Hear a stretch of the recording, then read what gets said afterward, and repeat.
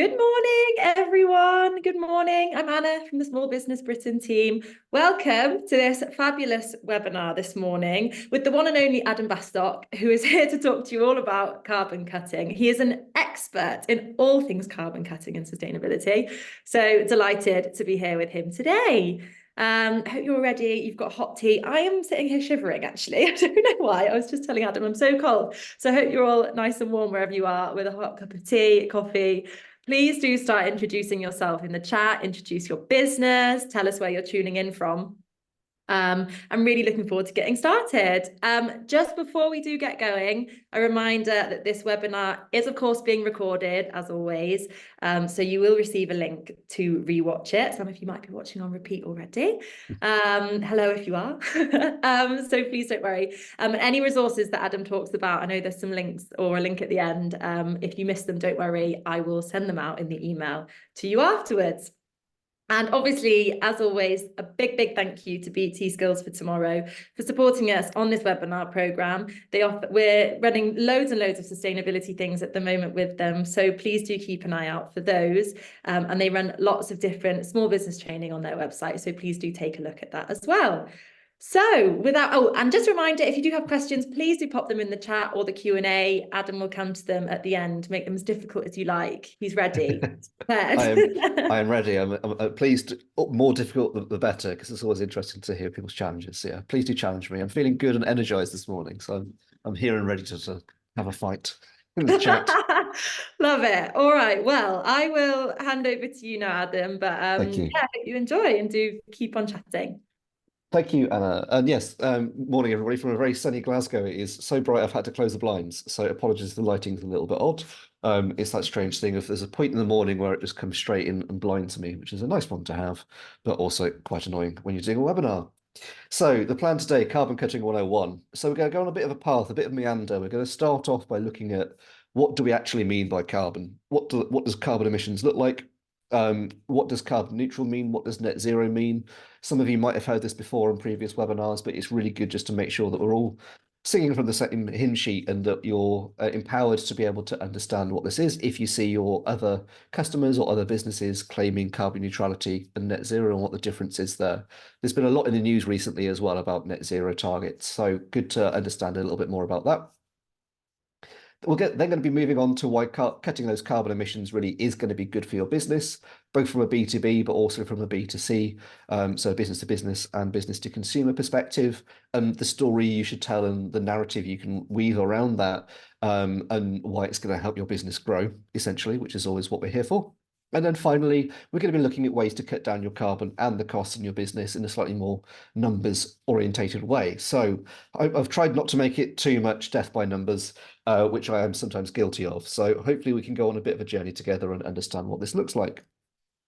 In terms of the plan, I've got probably about half an hour or so of the presentation, but really, I think do emphasize the Q&A. This is the most valuable piece for you guys, is to be able to ask me questions, assuming my answers are actually good, but also just to hear from others and the challenges that you're hearing with small businesses. I think it's so important to recognize that there's nearly 100 people or so, yeah, 70 people on the webinar at the minute. There's an opportunity here to connect into the chat and to share your questions with other people. So please do submit any questions into the Q&A function if possible. We'll try and keep an eye on the chat as well. But yeah, if you can use the Q&A function, it makes my life much easier. So what is net zero? Already we've gone straight into the jargon with carbon cutting 101 and what carbon emissions are. To understand that, we really need to define what net zero looks like. And net zero is very different to carbon neutral, which is a more commonly used term. Carbon neutrality has been around for probably about 5 years now. And the reason why it's called carbon is because sometimes it only includes carbon dioxide. With carbon neutrality, you would typically take a footprint. So you measure your footprint, and that might be, say, 100 tons of emissions. And then you would buy offsets to reduce that 100 tons down. And therefore, you are neutralizing your impact on the environment by you're emitting 100 tons of carbon, you're taking 100 tons of carbon away, you're neutralizing that. So the challenge there is you are essentially throwing money at the problem, where you are having to buy those carbon offset credits from an organization in order to neutralize it. And this doesn't actually cut your carbon emissions at all necessarily. You are just neutralizing it. And therefore, it's not necessarily going to change your business. It's not going to improve things for you that much. It is certified, so it's a really good stepping stone if you did want to demonstrate your commitment to the journey. And PAS 2060 is a great example of that accreditation system where it will validate and make sure that you're doing the right thing with the right people, but it is still only going to be fairly restricted to not necessarily changing your business that much. It is also increasingly under scrutiny. So not to put the fear into anybody too much, but the EU's done some really good legislation recently that's coming into force, I think, in 2026. And this was announced just in January this year, so it's coming through quite quickly, where they are starting to ban and clamp down on claims that rely heavily on offsetting. So carbon neutral or climate positive terms are going to be more heavily scrutinized by the EU as part of this. Now, I'm not expecting this is going to directly impact anyone in this audience. It's mostly going to be aimed at larger organizations, but it is important to be aware that these terms might be being moved away from because of the concerns around it.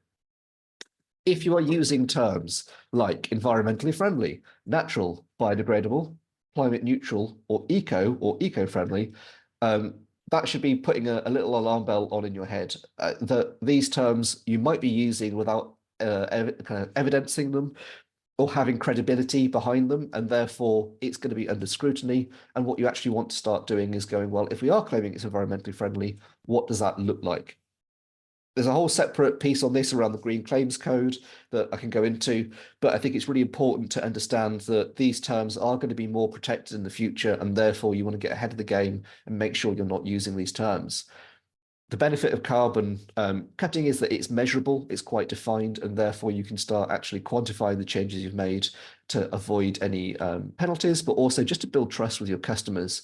And that's a really key thing here, is I don't think this legislation is going to impact you directly, but the indirect impacts are that consumers might be less trusting of these terms in the future and therefore want more reassurance from the small businesses on what this actually means. In terms of net zero, this is what it looks like. So let's say you measure your carbon footprint and maybe you've got the data back to 2019 because you've been running for a few years, or it might be that you actually are quite a new company such as Small 99, which is what we are, and we might measure our footprint for 2023. You would then start measure your footprint, and then that's your baseline year, and you go, right, in 2019, we had a footprint of 100 tons. In order to be net zero, you need to start taking action within your business in order to achieve that. That looks like 50% reduction by 2030. That is the main broad number that everyone recommends. That requires that reduction against the baseline year, so it is against the baseline year. And therefore, you need to be 50% by 2030 and 90% by 2050.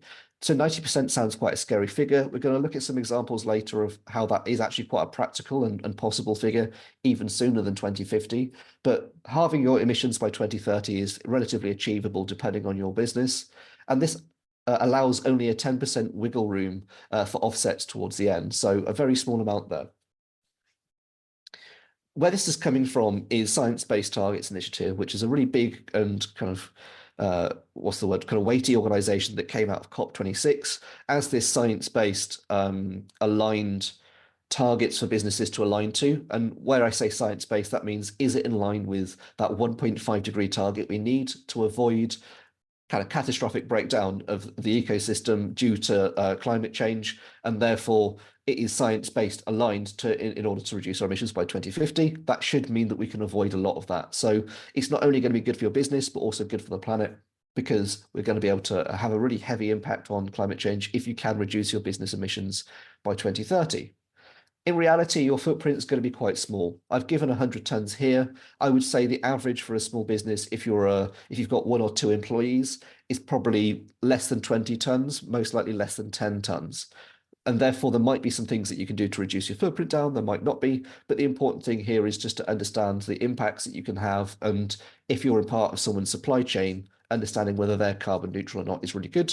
As George has mentioned in the chat, offering carbon neutral shipping is a really good thing to do, but you need to understand that actually what are the impacts of that. Could that shipping company be using electric bikes or electric cargo bikes locally? Could they be using rail rather than diesel lorries? What else are they doing on this? And what is their net zero target?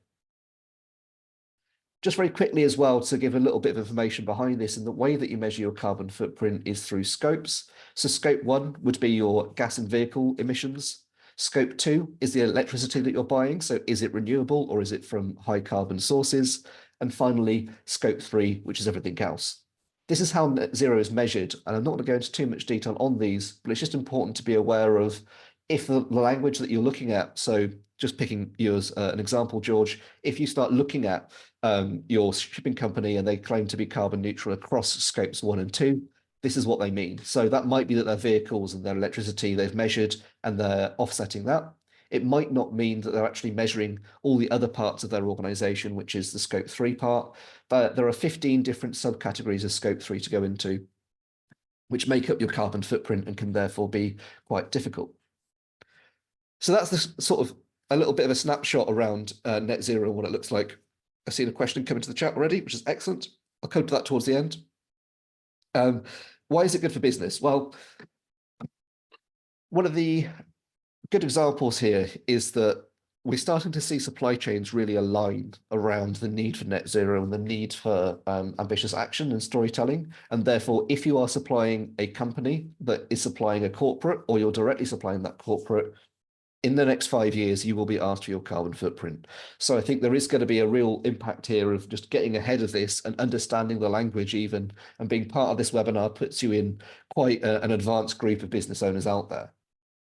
Interestingly, Microsoft are requiring their supply chain to have a 55% reduction by 2030, and that's comparing against the 2019 baseline where possible.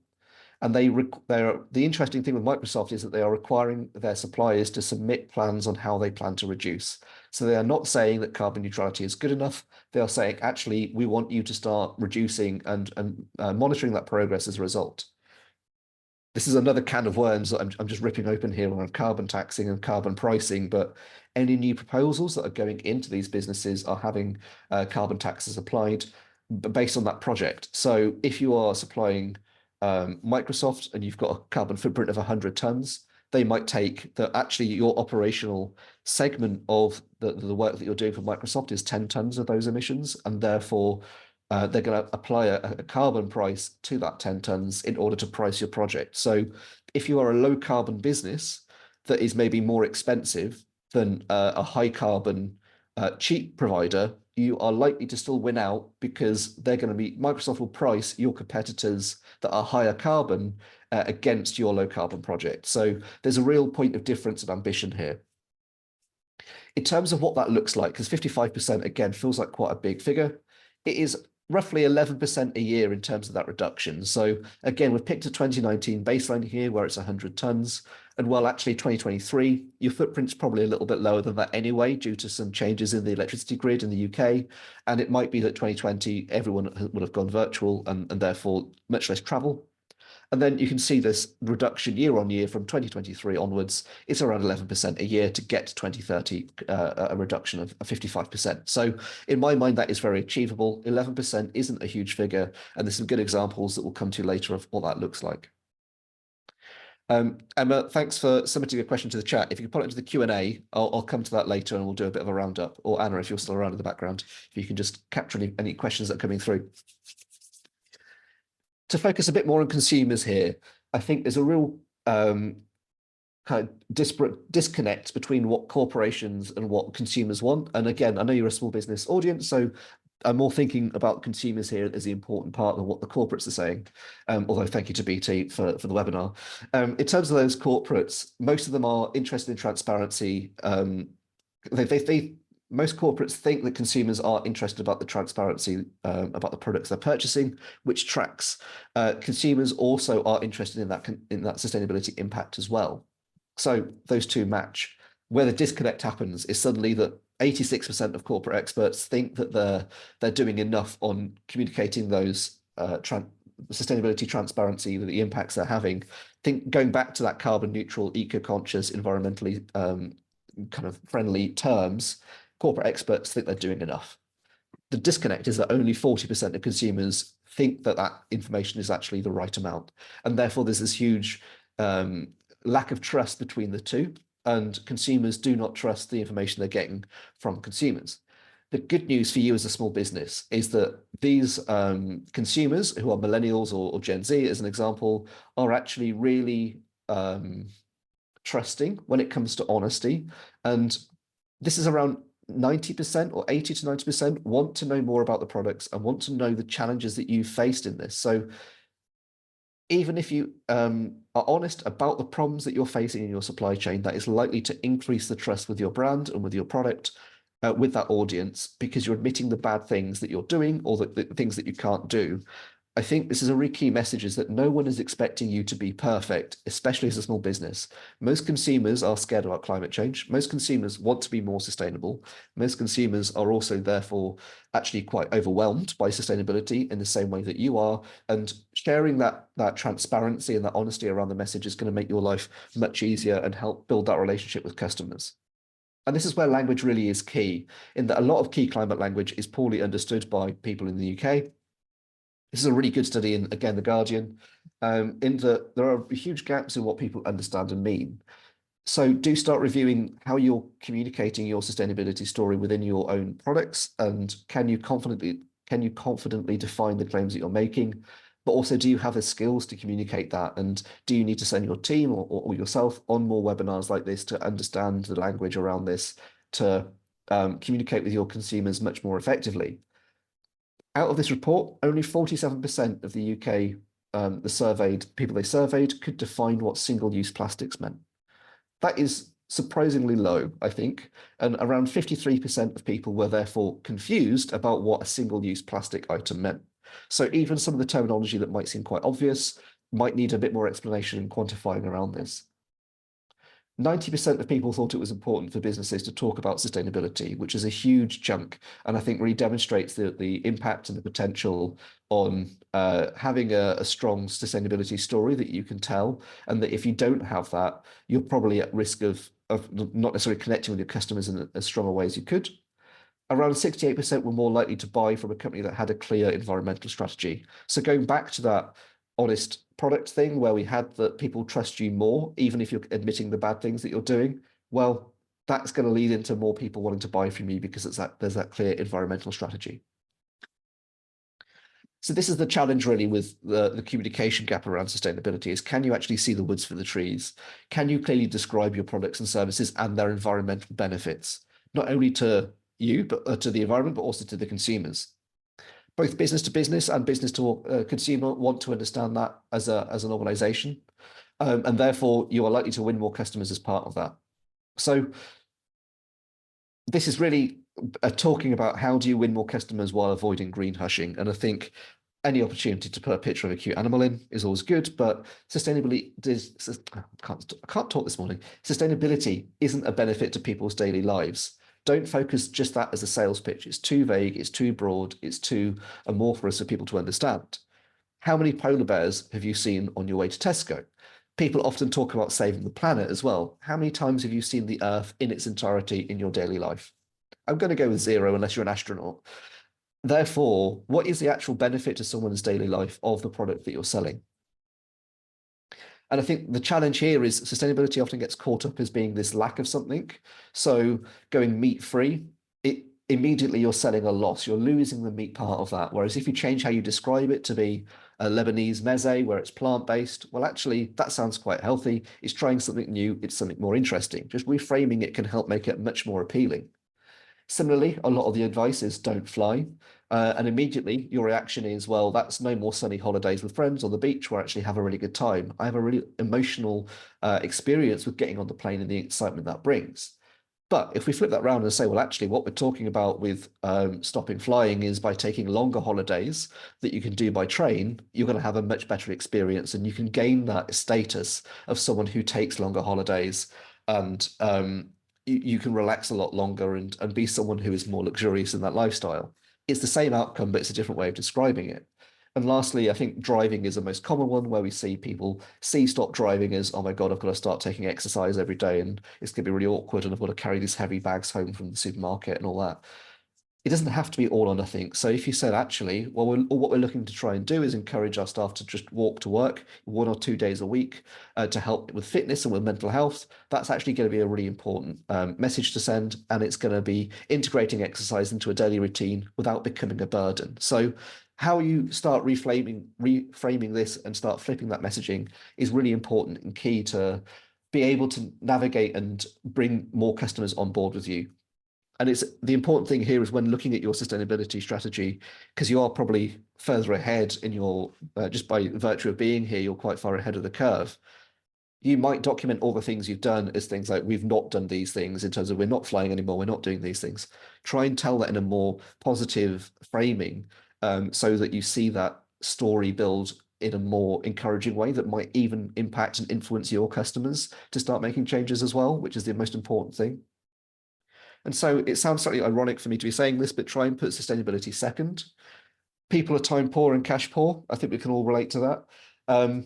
You're not going to sell, you're not going to reach new audiences or new customers by selling sacrifice.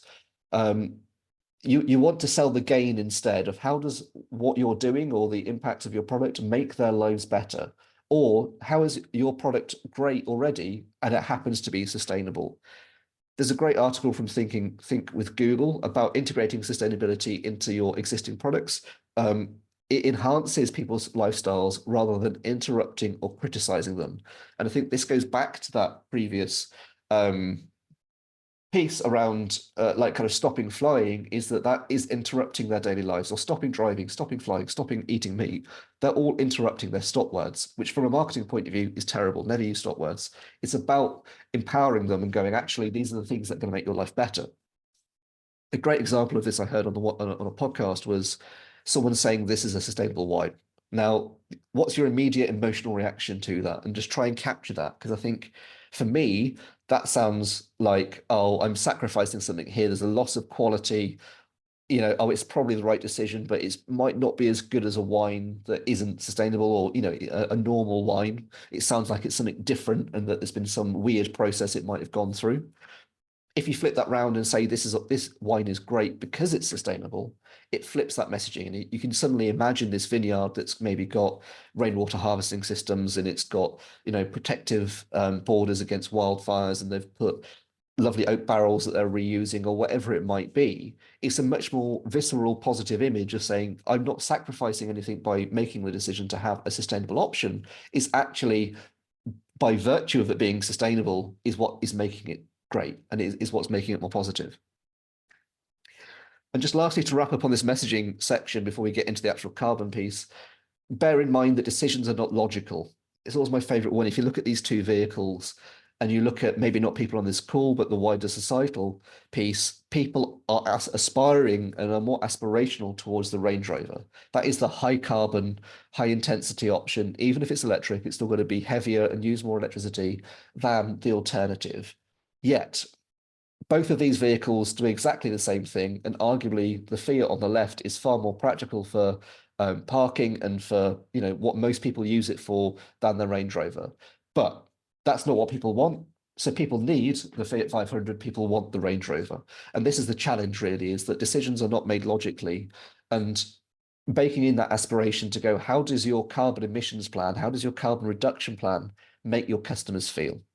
Is it they get overwhelmed with jargon and they get confused? Or is it that they feel that you are a really ambitious, aspiring business that they want to be aligned with and that they want to match to?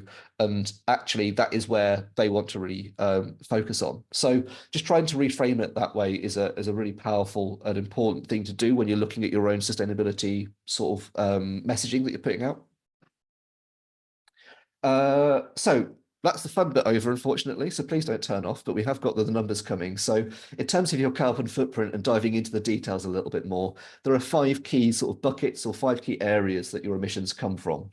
You've got your energy and buildings, so things like your gas boiler that's probably in your house, or your heat pump, or your lights that are powering and lighting. I've got the lights off in here at the minute because it's so bright from the window. So actually cleaning the windows is a low carbon activity, so make sure you capture that. CO2, transport, again, that's a really big one. It's how your visitors get to you, it's how your customers get to you, it's how you move around, it's how your staff move around, it's any business travel you're doing. It's a really big section which people often don't think about. Water, again, often underrepresented, but water is a really important and powerful part of your footprint that you need to be aware of. Maybe not if you're a service-based organization, but if you're running like a wedding venue, a campsite, or even if you're in a light industrial unit, how do you capture that water? How are you at risk there? We'll look at some examples of that shortly. But also the things that you're buying and selling. Your supply chain is a big part of your footprint in terms of the services you might be purchasing, as well as the things that you're selling and how you're delivering those services. And finally, waste. Waste is fairly obvious. It's the things that everyone thinks of. It's your recycling. It's the things that you can see. It's the cans and the stuff you might have around. Going back to that first slide where we looked at 90%, is 90% possible? I think this is a really key question to really challenge and go, well, that sounds quite big. It sounds quite scary. How do we do that? Well, here's how. Energy and buildings. Energy is a really big one. And I think it's really important to stop and look back at the past 10 years of progress and how much progress we've made. In 11 years, so if we look back to 2012, unfortunately, which is further back than 2022, so it doesn't feel like it, we were operating at around 0.5 kilo of carbon dioxide equivalent emissions per kilowatt hour of electricity. And therefore, putting on a light bulb might have consumed around 500 grams of carbon dioxide. If we look at 2022, that is down to around 180 grams or 0.18 kilos per kilowatt hour. That is a 65% reduction in 10 years. So bearing in mind at the start, we were talking about a 90% reduction by 2050. Already, the UK grid has decarbonised by 65% in 10 years. That is your scope 2 emissions. So if you've been operating since 2012, which I know is unlikely, but if you do have a footprint or you have your energy bills from 2012, you can already claim that 65% reduction in your scope 2 emissions just by virtue of what's happened in the grid and the systems change that has occurred.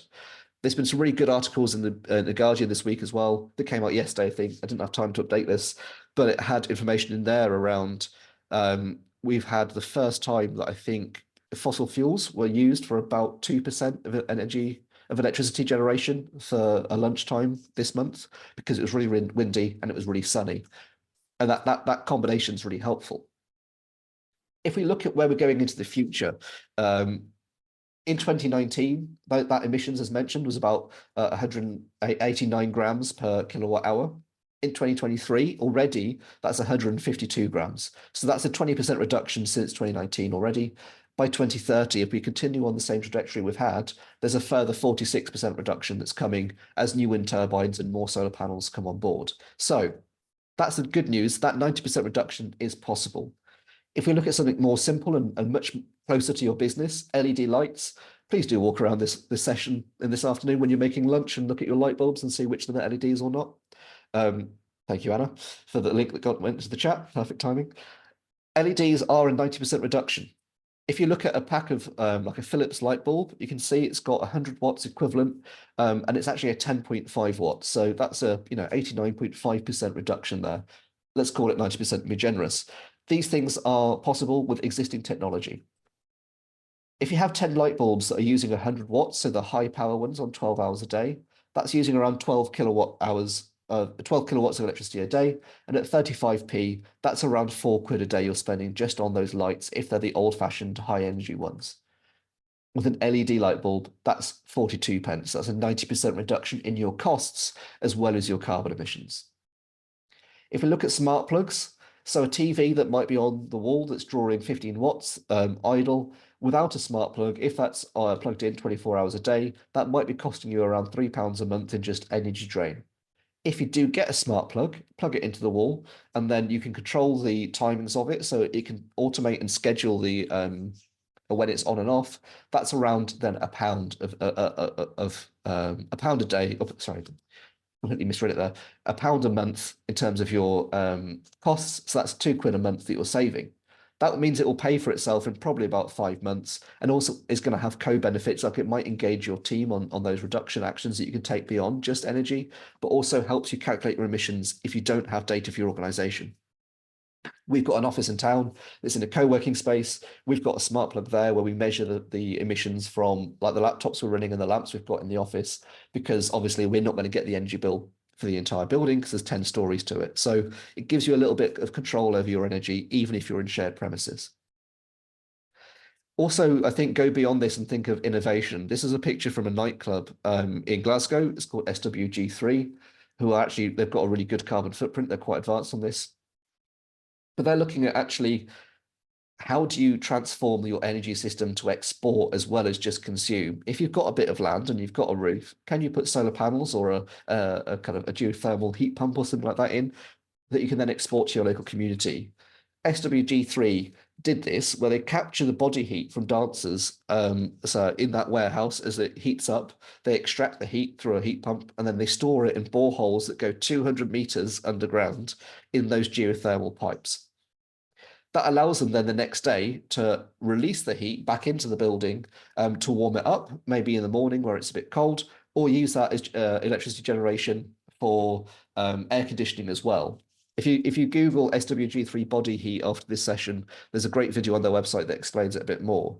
Similarly, there's an events venue across the road from SWG3 that could power up to 6,500 homes by extracting heat from the local river and then redeploying that into the local network. These are very big multi-million pound operations, so may not be possible for you, but do go beyond just looking at energy savings and look at maybe could you help your local school or your local church get solar panels that can then export to the local community and create that micro energy grid. Transport, so commuting. If you've got 20 employees that are working 3 days a week and that are traveling 10 miles a day, they're doing about 1,440 miles a year. The vehicles they're doing that in are going to be really different in terms of the carbon footprint they're generating. So if we look at the right-hand side here, a large petrol car like the Range Rover we saw earlier is about 13 tons of emissions throughout the year. This is why I say that transport's a really big one people don't think about. 13 tons is equivalent to a hell of a lot of energy if you divide it by that, 200 grams a kilowatt hour figure that we're currently operating the grid at. So people don't think about this. It's a really big part of your footprint. If you switch those to an electric car or to a train, ideally a train because it is lower carbon, but it's not always going to be possible because transport, that's an 85% reduction. That's an 85% reduction with existing technology right now. So again, a change in behavior might be where you see your most kind of advantageous energy savings or carbon savings, rather than it just being about new technology. Electric cargo bikes, so looking at deliveries as an example, are a great one. They're a 96% reduction. There's a company called Zedify that started in Brighton who are doing really cool stuff with these little kind of, I think they're called EAPCs, that are electrically assisted pedal cycles where it's a bike, but it's got a big box on the back of it. There's a company we did some work with who they basically maintain heating systems for businesses in central London. They swapped their diesel van for 2 e-cargo bikes because they were going into the ULEZ zone quite a lot. They ended up saving £6,000 a year on fuel alone from swapping those bikes over. And even though these e-cargo bikes cost, 5, 6, 7 grand, they paid them back in a couple of years. And they saw other benefits as well, that anyone could ride them. So suddenly any of their staff could start doing these deliveries and these site visits. It meant that they could free up diesel vans for other routes as well. So those diesel vans were suddenly able to do the long distance journeys out of town and meant that they had an asset that was far more effective. And they got to sites much quicker because they weren't stuck in traffic. So rethinking how you do your deliveries as well is a really powerful thing to understand, and make sure that you are doing stuff that is not only good for reducing your emissions, but is also going to give you a great story to tell to your customers to say, well, actually, we're going to deliver your item much quicker because we can do it through on an e-bike rather than having to get stuck in traffic with a big ugly van. And next day delivery is a really big one as well. So Reading are a great example. They're a Sussex-based stationery company, and they provide a lot of office solutions. They have stopped doing next day deliveries for all of their clients, and they supply people like PwC. So do question as well, do your customers need everything instantly or next day? Typically, if you are sending something next day, it's going to go onto a diesel van that will then be driven there, rather than it just being put onto any van that's going that direction, and it can wait for a van that's going by on that route. So going to more towards slow logistics and, just in case rather than just in time or whatever it is going to be a much better way of potentially annoying your customers by not having that next day option. But if you can explain why and say, actually, we're doing this because it's going to mean that we really reduce our emissions down. It's going to mean less pollution locally. So rather than emissions, talk about pollution because, seeing a bunch of dirty Amazon vans idling outside a local school is going to be far more emotive than talking about the carbon emission savings from that and going, well, actually, we're reducing that down because we're going to this slow delivery option. Another idea as well, just for to push you a little bit, is the idea of a carbon budget. So the idea being that if you've got 1 ton of emissions, how do you spend your budget? If that's what you've assigned to your company for next year as what you're going to spend on business travel, how do you spend that 1 ton? Well, there's a bit of a kind of what's the word? A cheat there. In the answers are on the page. A train is around 40 kilos to go from London to Glasgow, whereas the plane is 340 kilos. So again, we're seeing an 88% reduction there. What that means in terms of your 1 ton of CO2 is that you can buy 25 return train journeys, or you can buy three flights.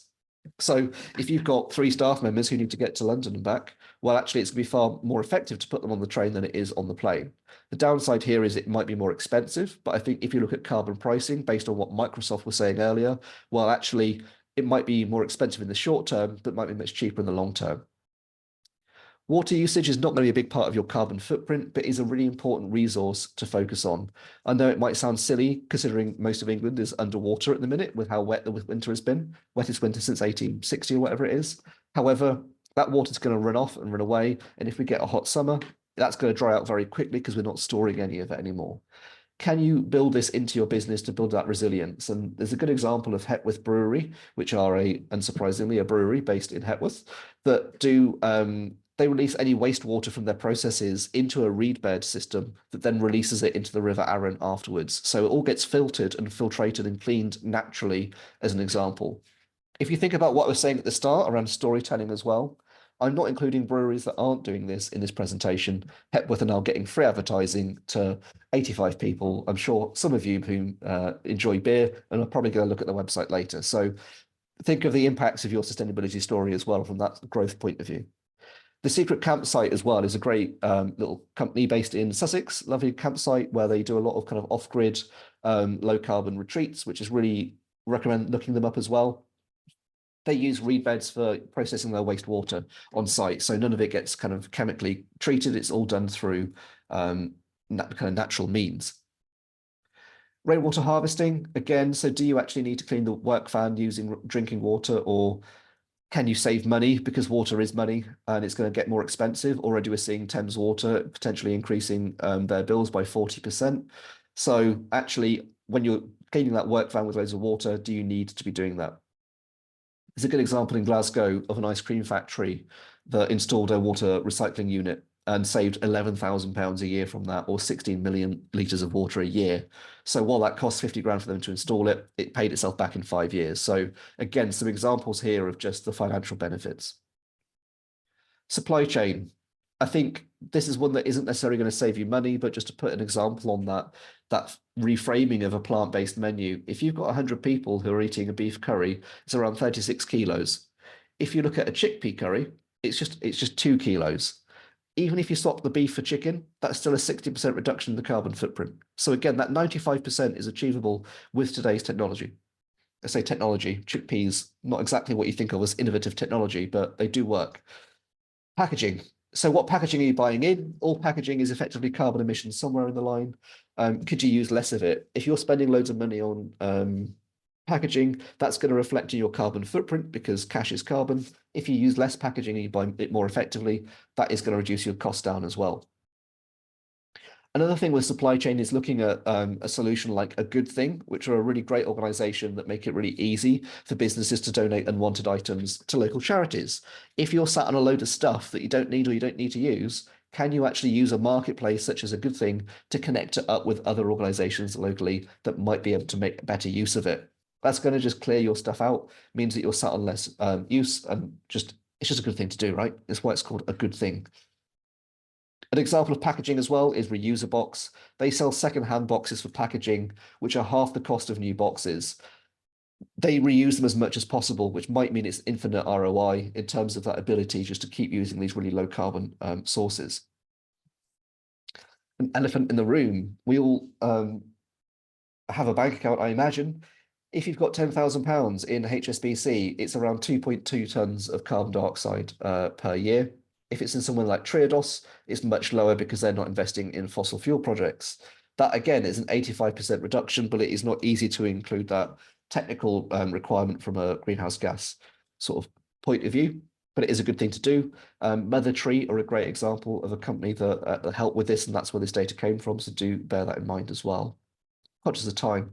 So I'm just going to rattle through these very quickly. In terms of waste, what are you throwing away? So do think beyond recycling as well. This is also about the things that you're throwing away and trying to decarbonize that. So are you sending packages that are appropriately sized in terms of that packaging? And are you throwing away those items that could be reused, such as those cardboard boxes? Could they go to a local renewal company as well, rather than going to Reuse a Box, for example? Is a local business that could reuse them? A great example of waste, and thinking about this at a bigger systems level, is Glasgow Wood. They take planks of scaffolding boards from the oil and gas industry or the whiskey industry, and they then transform them into kind of wooden projects. You can see some of the scaffolding boards down here. You can go and buy them for if you're putting in like a new kitchen counter at home or some cladding. Well, actually, you can reuse these. And this is a really resilient business model because that resilience is coming from they get paid to take other people's waste away, and then they sell it into a product by just adding value in the process of refurbishing it. So it's a really effective way for them to have this business model where they get paid at both ends of the scale. Really cool company. Would recommend going and looking them up, especially if you are in Scotland. A quick kind of just rundown of the carbon savings here. So if you go from a petrol car to an electric vehicle, that's around a 73% reduction in your operational footprint. If you go from a petrol car to trams, if possible, that's an 85% reduction. Though that flights from trains to planes, that's around 90%. LEDs, again, 85-90% reduction. Veggie burgers, 85%. Oh, I've got the wrong example on the bank account there. It's not Triodos, it's Monzo, so ignore that one. But yeah, you can see here that you start to have that 90% reduction is actually really achievable. I'm going to pop a link into chat because you might be thinking, well, what's my carbon footprint? So we've designed this really quick and easy, very simple. It just gives you a few questions and will give you a rough idea of where your footprint is. So it only takes about 2 minutes to complete. And I'm going to pop that into the chat now. I'll do it in a minute, actually, because I've not got it copied. But just to wrap up before we go to Q&A, because we've got lots of questions coming in, which is really good. So going to dive into those. I'm excited for a bit of a challenge. Consumers really want that sustainability story that are transparent and honest, and knowing what actions you've taken around the reduction impacts and what they've had, either quantifying that or just telling the story around things you've done. So like reed beds, for example. So Phoenix, you've mentioned that the Olympic Park is the same systems for local housing. That there's probably not a carbon footprint they can calculate with the savings there. Doesn't necessarily matter. It's still a good thing to do, and telling that story is what's going to win you more customers, both commercially and from a consumer point of view. Carbon is cash, so try and identify wasteful spend there. So quantify your carbon emission savings where possible. It might not always be possible. Don't worry too much about that. Don't sweat the details. Sometimes it can be a bit like rearranging the deck chairs on the Titanic. Focus on the bigger things and focus on having a positive impact with your business. The action and story is far more important, and make sure you're telling that story.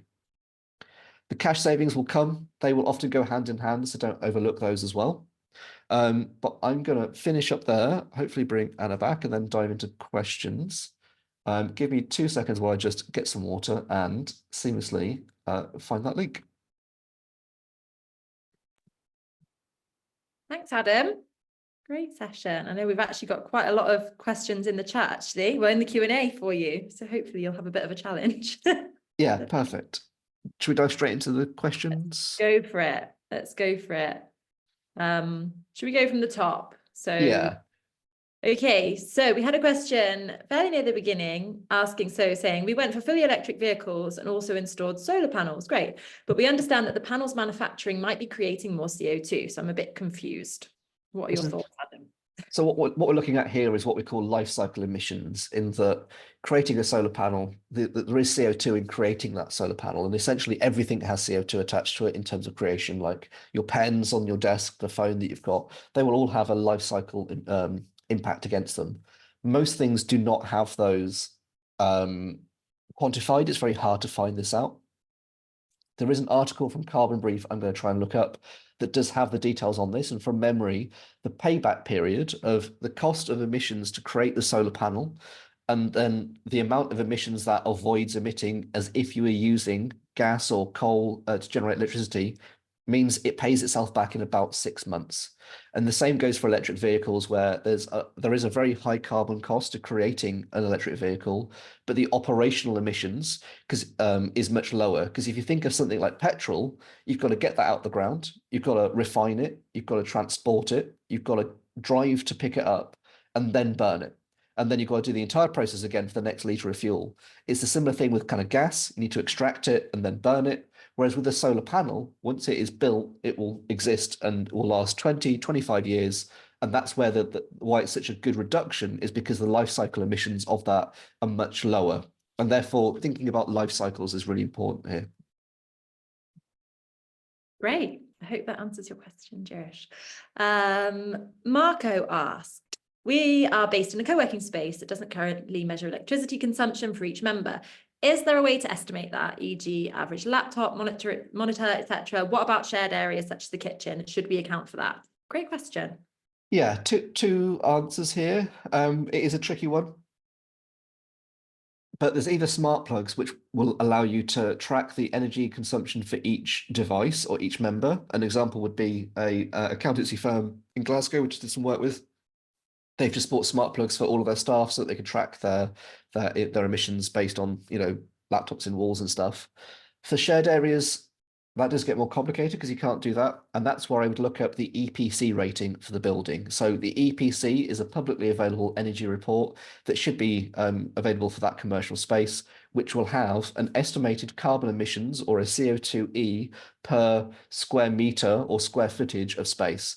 And therefore, if you can estimate how much square meterage you've got, you can then estimate your total energy consumption. Those are the only two ways about doing it without losing your mind. So I would recommend that. Thank you, Adam. I hope that answered your question, Marco. Oh, Marco asked another question as well, which was, we host several IT services on Microsoft Azure. I said that right?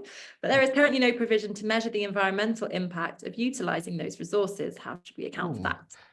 I would send Microsoft an email, Marco, because I would imagine they would actually have information on that. I know with Google, we recently got an update from them that we can access the carbon report for like our Gmail and our emails, and for the technology that we're running on Google. So like that measure tool that I put into the chat runs off of Google's services, so we can measure the carbon footprint associated with you landing on that page.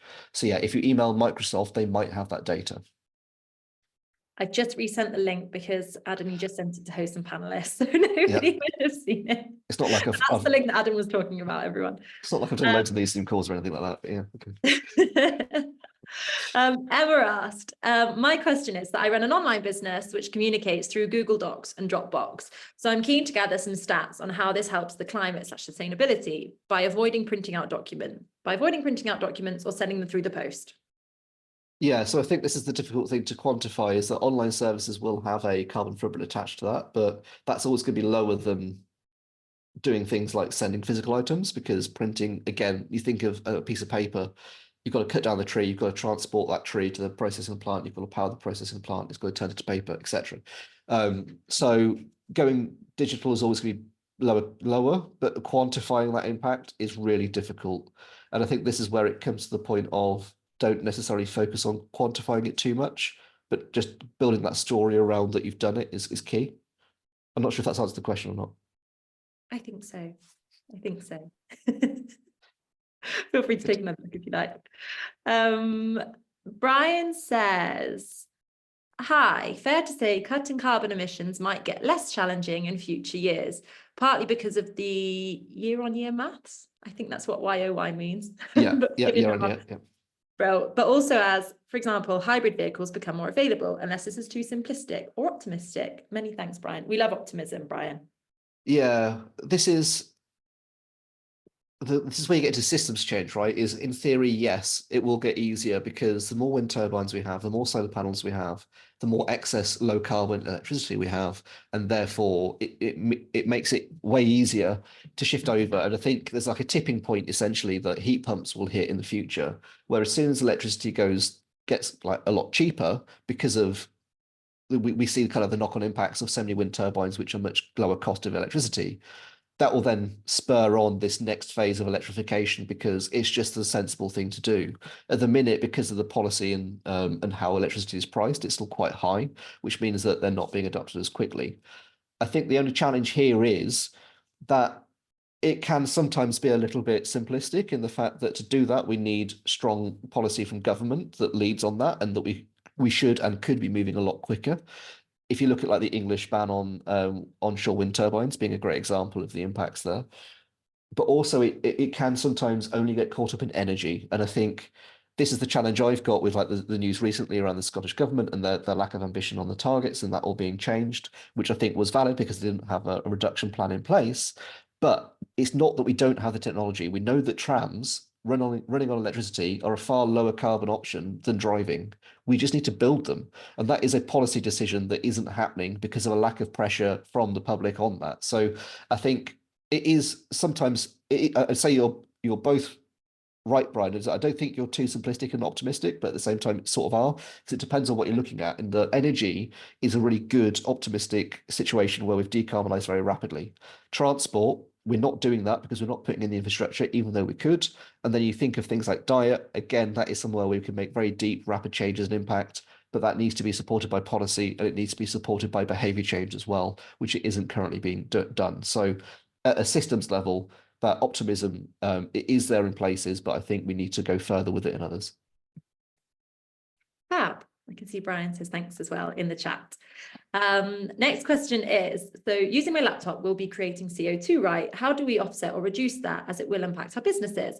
Would it be better to leave it on or start the laptop and start it again if we have to do that 10 to 15 times a day? So this is really where the smart plugs come in because you can start tracking how much that is. And I personally wouldn't be worrying too much about your laptop. It's going to be fairly low power. A lot of them will have auto-saving devices so that if you close it, it will turn off. It's going to be, you're talking watts, not even kilowatts here of usage. In terms of do you offset it or reduce it, you can't necessarily reduce it. So what I would do is make sure you're on a renewable energy tariff, or if you're at home looking into installing solar panels. If you are offsetting it, again, look at local rewilding schemes that might be investing in nature restoration in your area. That's going to be a great way to put your money to kind of restore local habitats and build resilience locally. Fab. Alan asked, how do you define a large corporation? You mentioned that large corps want to report impact within 5 years. Could you elaborate on that? Is simply reporting emissions enough, or do you need to have a strategy at either offset or net zero? And why are large corps requiring this info? What legislation schemes are encouraging this? There's a few questions in there. Yeah, sorry. Big question, Alan. All, Alan.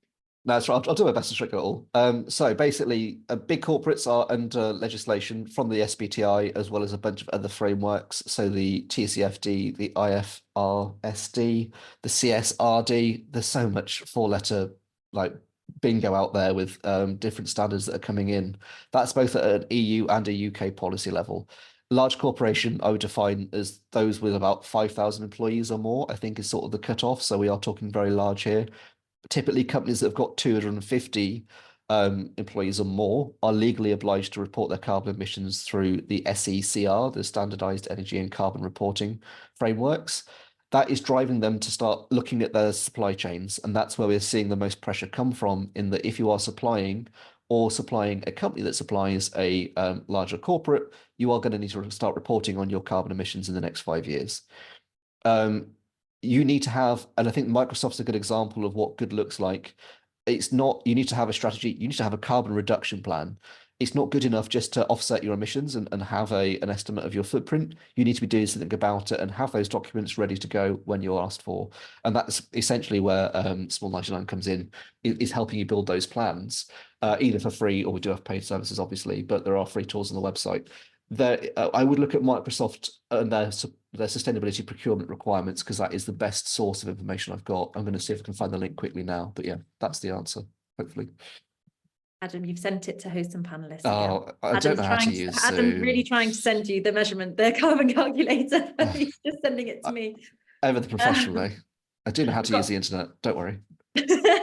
We've got a few questions left, and we've only got a few minutes. And I did just want to update all of you a few things update you all on a few things at the end. I can't speak now, Adam. So Keith has said he's very careful about what suppliers he uses, and I check out their credentials to make sure their products are ethical and sustainable. I started a recycling scheme for empty medication blister plasters. There wasn't anywhere locally for people to take them, so they were going into general waste for landfill or incineration. This scheme is really popular, brings in more people. However, the programme costs around £150 a month. Can I use this in a claim to be carbon neutral? Any ideas? Yeah, so a short answer is no, Keith. Carbon neutrality is very specific and defined. I think it's doing a disservice to what you're doing, really, as well, to attach it to carbon neutral. I would say that this is a really good thing, and we'll be shouting about it as much as possible. But if you wanted to claim carbon neutrality, you'd have to start carbon emission measuring and quantifying it, and gets you into all sorts of just a bit of bother and mess, really, compared to what you should be doing, which is just using that to influence the industry and win more customers. So I think go beyond carbon neutral, not just restrict yourself to that.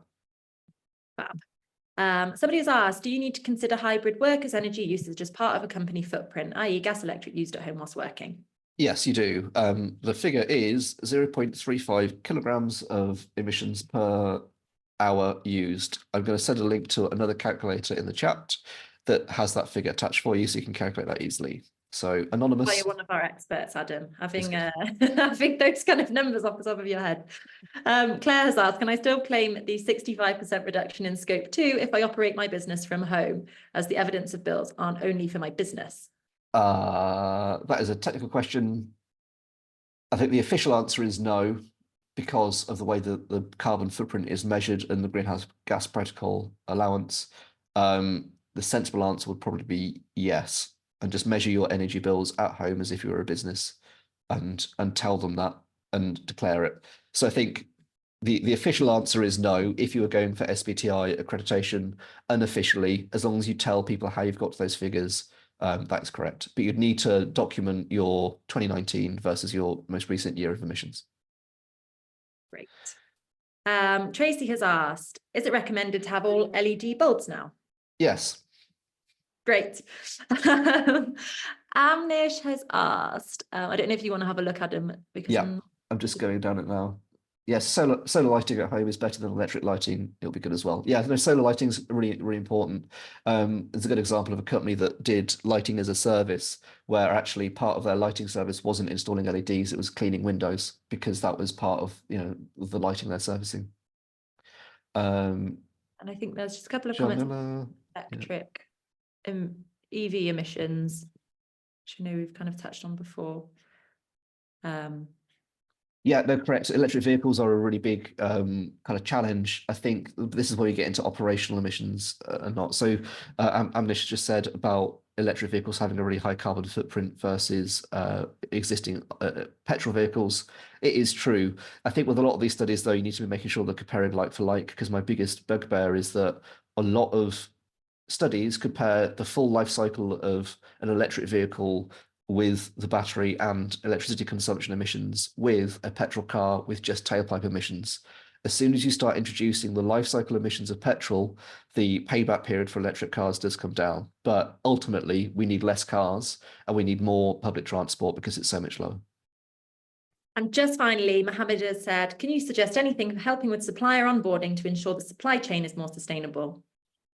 Oh, big question. I mean, my cheeky answer is get them to use the Small 99 measurement tool, because you can then copy that link and they can send it to you so you can see what they're doing and how kind of good or bad they are. Ultimately, just ask them, start asking questions and put together a bit of a questionnaire in place for any suppliers to go, what are you doing on sustainability? How can we help you on sustainability? Fab. Thank you, Adam. In the interest of time, we're going to have to wrap up the questions there. But thank you for a brilliant session, as always. I hope you guys got a lot out of it.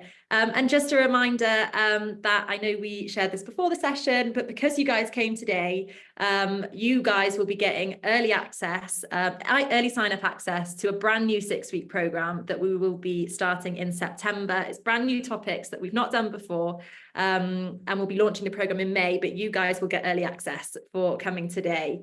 So thank you very much. We've got some great topics to be doing in September. We'll be introducing sustainability and technology, dealing with overwhelm, pitching for sustainable grants, that kind of thing. So please do keep an eye out in your emails for that. We'll be sharing all the resources from today's session in your follow-up email. So we will be sending you the links that Adam shared. I hope you all have a great week, or whenever till we see you again. But thanks again, Adam. Thanks again to BT for partnering with us on this session to bring you this fabulous sustainability training. And see you all very soon. Thanks, everybody.